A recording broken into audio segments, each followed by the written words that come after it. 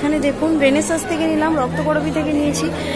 Main problem যেটা হচ্ছে আপনারা ভিডিওতে দেখে থাকবেন, আমার বাঁ হাতে কাটা আছে, মানে আমার এই হাতে অপারেশন আছে এবং এই হাতে প্রেশারটা দেখুন একবার।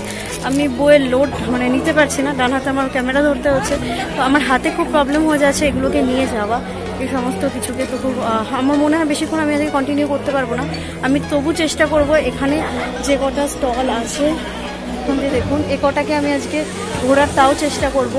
তো দেখা যাক এখানে আমি কতটা ঘুরতে পারি, মানে আমার বেশ প্রবলেম হচ্ছে হাতে। এরপরে আমাকে যেতে হবে, রাতও হয়ে গেছে পুরোপুরি এবং আমি যেরকম বললাম আমি কিছু নিয়ে আসিনি, তো আমাকে অনেক ঘুরে ঘুরে ভেতরের পথ দিয়ে যেতে হবে। তো বাস দেখা যাক এবার কী হয়। এসেছিলাম দেশের সামনে, এখানে দেখতে পাচ্ছেন দেশ থেকে আমার একটা বই পছন্দ হয়েছে এবং এখানে আমি দীপক চন্দ্রের একটা বই খুঁজছিলাম যেটা হচ্ছে শ্রীকৃষ্ণ পুরুষোত্তম। সেই বইটা যদি পাওয়া যায় তাহলে আমি সেই বইটা নেব, নয়তো আমি যেটা দেখে গেছি সেটাই নেব। তো বাকি এবার এক্সপ্লোর করা বেলা এগুলো। এবং গীতা প্রেসের স্টল আছে, ওখানে আমি আজকে যাব না, বাবা আমার সঙ্গে, বাবার আসার কথা ছিল কিন্তু বাবা আসতে পারেনি, উনি যেদিন আসবেন আমি সেদিন যাব। আজকে আমি মোটামুটি পেঙ্গুইনেও যাব না, আমি বাংলা বই মোটামুটি দেখবো এখান থেকে। আর কিন্তু আনন্দতেও যাব না, বাকি যা আছে সেগুলো দেখে আমি চলে যাবো এখান থেকে আজকে।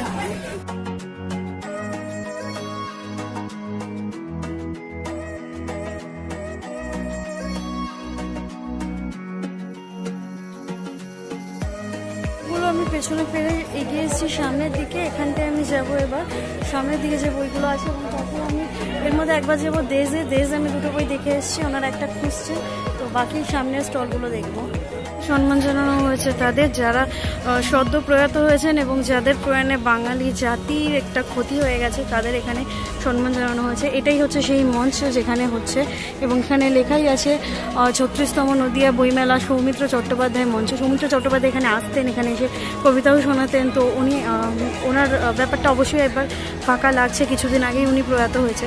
এবং এখানে রয়েছে একে একে পত্রভারতী এবং বিভিন্ন অঞ্জলি প্রকাশনী, তপন পুস্তকালয়, প্রচুর অনেক রয়েছে এখানে দেখতে পাচ্ছেন আপনি। মানে আমি সবে ঢুকেই মোটামুটি আমার টাকার মেজর পোর্শন, বাবা যেটা দিয়েছিল তার মেজর পোর্শন শেষ করে ফেলেছি এইটুকু সময়। আর এখানে রয়েছে প্রচুর স্টল এখনও, তো আমি গিয়ে দেখবো। পত্রভারতী থেকে আমি কোনো বই নেব না, কারণ এরা এখানে 10 বা 15% অফ দেবে, যেটা আমি বাইরে গিয়ে পেয়ে যাব বেশিতে। মানে বাইরে গিয়ে বলতে কৃষ্ণনগর পত্রভারতী স্টলে গেলে আমি পাবো 20%, তো আমি নেবো না, আমি বাকিগুলো দেখবো। এবং আমি চাচ্ছি যে এখানে যদি কোনো স্টল বাংলাদেশের এসে থাকে তো সেটা অনেক বেশি ভালো, আমি তো সেটাই দেখবো। তবে এবার তো বাইরের স্টল আসবে না, আমি দেখবো বাংলাদেশের কোনো বই আমি পাই নাকি, বা অভিযান প্রকাশনী এসছে কিনা, আমি সেটা একবার খুঁজে দেখবো আগে। ঘুরে এখানে স্টলগুলো যদিও আমি এগুলো খুব ভালোভাবে দেখিনি, এবং ওই স্টলটা যেটা হচ্ছে মুদ্রা প্রকাশনের পাশে আছে সোপান, ওখানে আমি তাওয়াকাতি নাশেরি মিনহাজুস সিরাগের যে জিয়াউদ্দিন বার্নি, তারিকি ফিরোজ শাহ, এইগুলো আমি দেখেছি। তো এই বইগুলো আমার বেশ ভালো লেগেছে, দাম অনেকটা বেশি, 400-500। তো আমি বললাম আমি আমার মেজর পোর্শন টাকা দিয়ে শেষ করে ফেলেছি। এবং আমি যেটা খুঁজছিলাম যে অভিযান প্রকাশনী এসেছে কিনা, অভিযান প্রকাশনী আমি দেখতে পাচ্ছি না কোথাও, তো অভিযান এলে বেশ ভালো হতো। অভিযান এমনি তো অনেকটা ছাড় দেয়, তো আমি দেখছিলাম। আর এগুলো আজকে আমার দেখা সম্ভব না, আমার আজকে যেতে হবে আবার দেশে, তো এগুলোকে আমি এখানেই স্টপ করে দিচ্ছি। এবার আমি বললাম কি আমি দুটো বই দেশ থেকে নেব, সেই দুটো নিয়েই আমি বেরিয়ে যাব। এখানে পুরো বইমেলাটা রয়েছে এভাবে দেখুন, যদি দেখাতে পারি। আর এখানে রয়েছে বাহির পথে যাওয়ার আগে আমি নিয়ে আসবো সেই দুটো বই যেটা আমি দেশে রেখে এসেছি। আর এখান থেকে এইগুলো সব, এই সাইডটা আমার আজকে ঘোরা বাকি থাকলো, কিন্তু আমি বললাম যে আমি মাথায় যাওয়ার মতো কিছু আনিনি।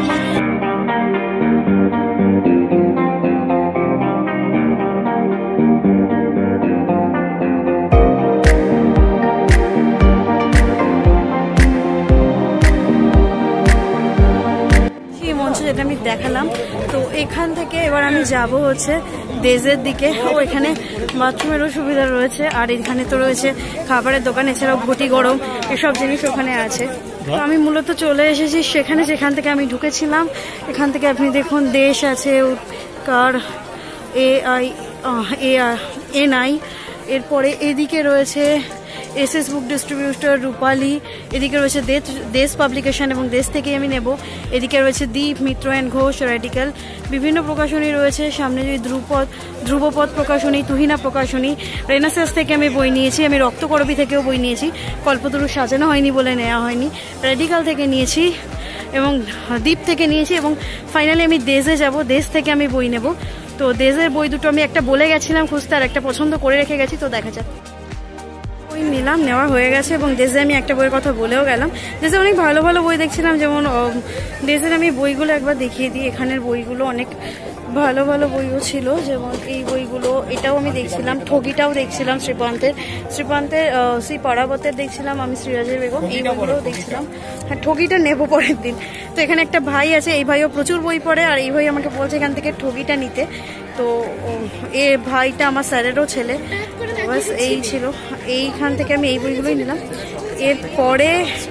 এরপরে আমি ভাইটাই জানালো নয়া উদ্যোগের বই এসছে, যেটা বাংলাদেশের। তো ওইখানে আরেকটা বই দেখাচ্ছে, একাডেমি পুরস্কারপ্রাপ্ত ক্রান্তিকাল। তো বইটাও সম্ভবত নেবে। তো ও আমাকে বললো যে নয়া উদ্যোগেরও বই এসছে। তো ওই যে ভাইটাকে আমি দেখালাম, বিশাল, ও আমার সায়েন্স টিচারের ছেলে এবং ও প্রচুর বই বানালো। নয়া উদ্যোগের বই এসছে। নয়া উদ্যোগ হচ্ছে বাংলাদেশের প্রকাশনী, আমাকে আমি জানতাম না। তো আমি এখান থেকে নিয়ে চলে যাচ্ছিলাম, আমি ভেবেছিলাম যেখান থেকে প্রবেশ, এবার অত রেস্ট্রিকশন নেই, ওখান থেকে বেরিয়ে যাবো। আমি মূলত এবার যাচ্ছি হচ্ছে বাহির পথের দিকে, যেখান থেকে আমি এসেছিলাম সেই জায়গাটা থেকে। ওখানে গিয়ে আমি নয়া উদ্যোগ একটু দেখবো, দেখে চলে যাবো, কারণ আমার হাতে প্রচুর প্রবলেম হচ্ছে এই বইগুলো, এখানে বই নিয়ে আমার হাতে অপারেশনের জন্য আমি এখান থেকে বইগুলোকে ক্যারি করতে পারছি না। তো বাস এরপরে আমি যাচ্ছি নয়া উদ্যোগের দিকে।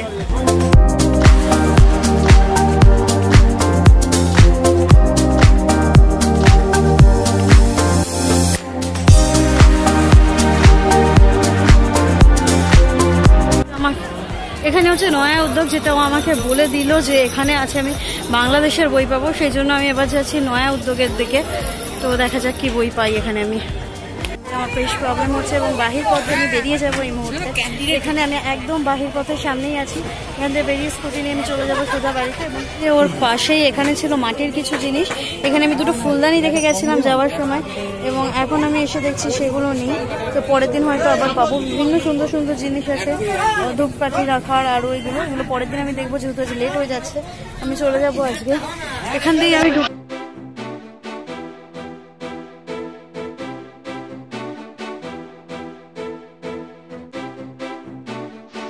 চলে এসেছি বাড়ির সামনে। এবার অনেক ফাঁকা ছিল বইমেলাতে। মূলত আমার মনে হয়েছে এবার যে ব্যাপারগুলো ছিল, স্টল কম এবং ভিড় অনেক অনেক কম। আমি জানি না, করোনার জন্য অবশ্যই হতে পারে। এবং আমি দাঁড়িয়ে আছি একদম আমার অ্যাপার্টমেন্টের সামনে, এবং যদি আপনারা দেখতে চান এই রাস্তাটা দিয়ে গেলেই পরে কৃষ্ণনগর স্টেশনে, আলোগুলো দেখুন, কৃষ্ণনগর স্টেশনের। তো এবার ভেতরে এখানে আজকে হচ্ছে কালী পুজো। আমি এখনো হেলমেট নিইনি, কারণ আমার হাতের উপরে প্রেশার পড়বে।